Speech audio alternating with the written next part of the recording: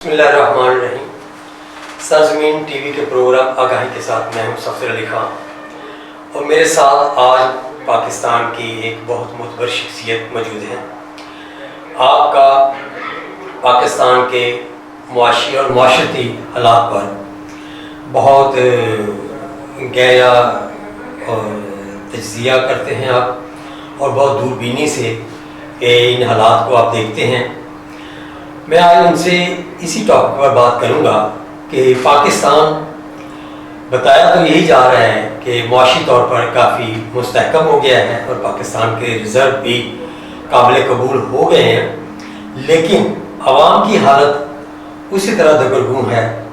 بجلی، گیس اور پیٹرولیم مصنوعات کی قیمتیں آسمانوں کو چھو رہی ہیں، جس کی وجہ سے لوگوں کی پریشانی تو کم نہیں ہو رہی۔ تو میری مراد آج جناب سید رضا عباس نقوی صاحب ہیں، میرے مخاطب، جن سے میں ان مسائل پر بات کروں گا۔ جی نقوی صاحب، بہت شکریہ آپ کے تشریف آوری کا۔ آپ کے لیے بہت شکریہ کہ آپ نے سرزمین ٹیلی ویژن پہ ہمیں۔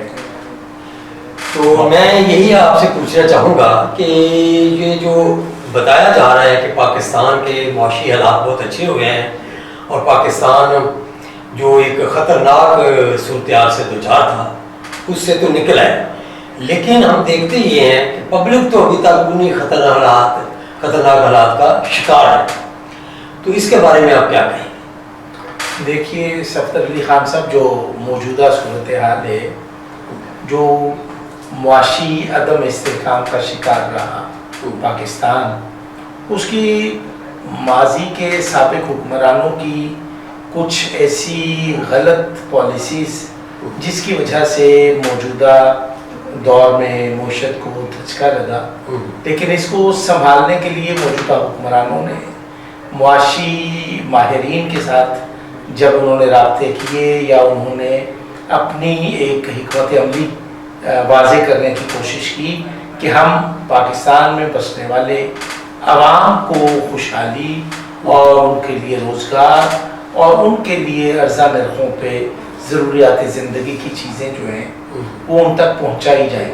لیکن ہمارے ہاں چونکہ ایک بگاڑ پہلے سے چلا آ رہا ہے، موجودہ حکمرانوں کو بہت سارے چیلنجز ہیں جس میں ان کو بہتری لانے کے لیے بہت مشکل فیصلے کرنے کی ضرورت ہے، لیکن ابھی تک موجودہ حکمران اس طرح سے وہ فیصلے نہیں کر پائے کہ مہنگائی کا جو خاتمہ ہے اور عام لوگوں کو خوشحالی کے ثمرات جو ہیں وہ میسر آ سکیں۔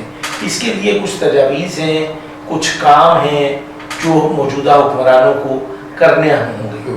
مثلا کچھ مشکل فیصلے یوں کہ ابھی گزشتہ دنوں ہمسایہ ملک ایران کے سربراہ مملکت پاکستان کے دورے پر تشریف لائے، دونوں ممالک کے درمیان کچھ مفاہمتی یادداشتوں پر دستخط بھی ہوئے، کچھ معاہدے بھی ہوئے، لیکن وہ صرف جو ہم دیکھ رہے ہیں وہ کاغذی معاہدے تک ہیں۔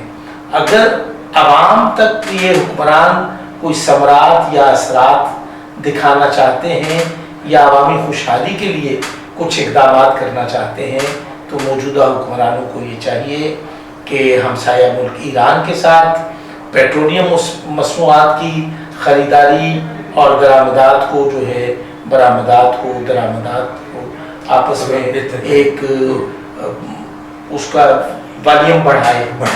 اسی طرح شاہ صاحب دوسری صورتحال یہ ہے کہ یہ حکومت جو ایسے ان کے حکومتی ادارے ہیں جن سے اربوں ہزار روپیہ جو ہے ہر سال بجٹ سے وہ ادارے کھا جاتے ہیں۔ مثلا پی آئی اے ہو گیا، یہ واپڈا کا محکمہ ہو گیا، پھر اسی طرح ریلوے ہو گیا اور کئی دیگر اس میں شعبے شامل ہیں۔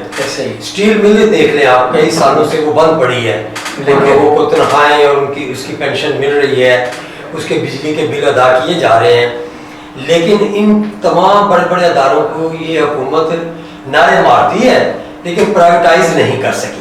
ابھی بھی ان کے اس ٹینیور کو بھی 1.5 سال ہو گیا ہے، اس سے پہلے بھی انہوں نے سال سے اوپر بطور انٹرگرامنٹ کے بھی گزارا.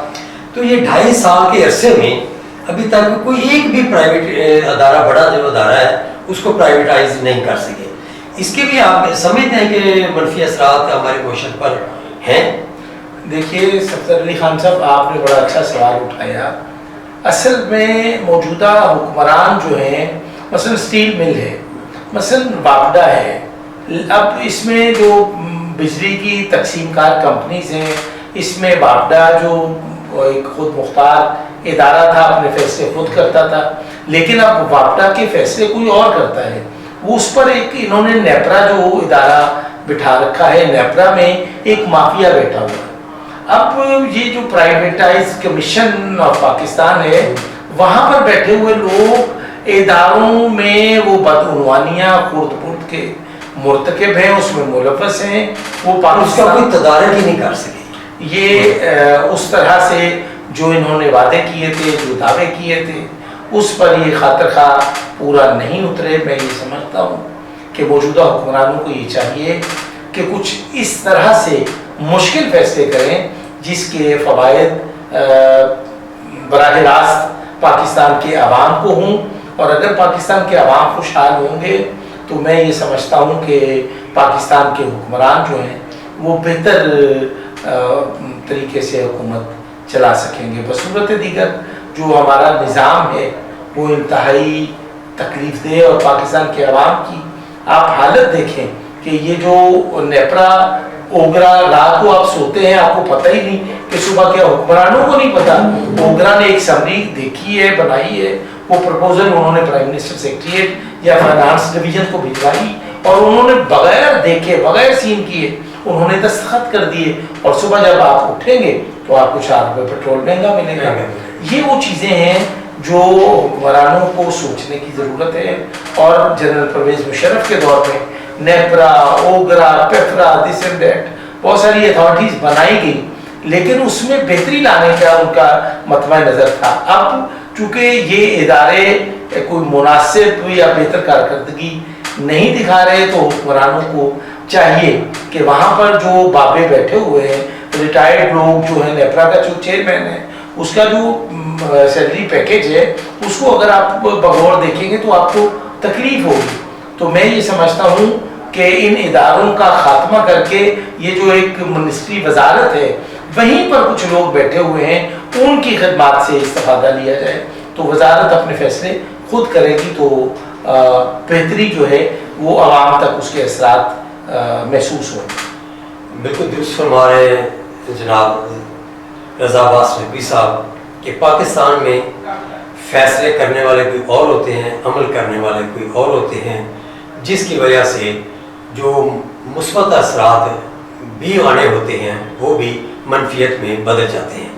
اور پاکستان کی حکومتیں جو بھی آتی ہیں وہ بر وقت فیصلے کرنے سے قاصر رہتی ہیں، جس کی وجہ سے پاکستان کے جو نقصانات ہیں پاکستان کی معیشت کو پہنچنے والے، ان میں بڑھوتری ہی ہوتی جاتی ہے، نہ کہ کسی طرح ان میں کمی ہو سکی. اس وقت بھی ہم یہی دیکھ رہے ہیں کہ دن بدن ہر ادارہ جو ہے وہ اپنا خسارہ جو ہے بڑھا رہا ہے، بجائے اس کے کہ وہ منافع بخش ادارہ بن سکتا. لیکن ان کی پرائیویٹائزیشن بھی نہیں ہو رہی. تو ان تمام حالات پر جس طرح کے نقوی صاحب نے روشنی ڈالی ہے، حکومت وقت کو بھی سوچنا ہوگا کہ ان تمام مسائل سے کس طرح جلد سے جلد عہدہ برآ ہوں اور قوم کے لیے کوئی خوشخبری کی گھڑی بھی آ سکے. اسی کے ساتھ میں اپنے ناظرین سے اجازت چاہوں.